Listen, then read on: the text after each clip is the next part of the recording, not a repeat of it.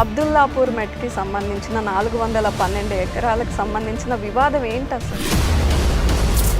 మీరు కబ్జా చేశారనే ఆరోపణలు చాలా వచ్చాయి. ఒక ఇంచ్ ఏంటన్నా చూపెట్టమనండి, ఏంటన్నా ఒక్క దగ్గర అడ్డమైన ఆలోచనలు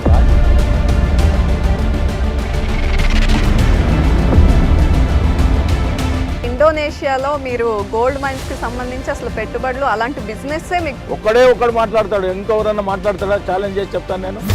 అతని గురించి నేను ఒక స్టేట్మెంట్ కూడా ఇవ్వలేదండి ఇంతవరకు, ఇయ్యను కూడా. ఎందుకంటే నా స్థాయి కాదు.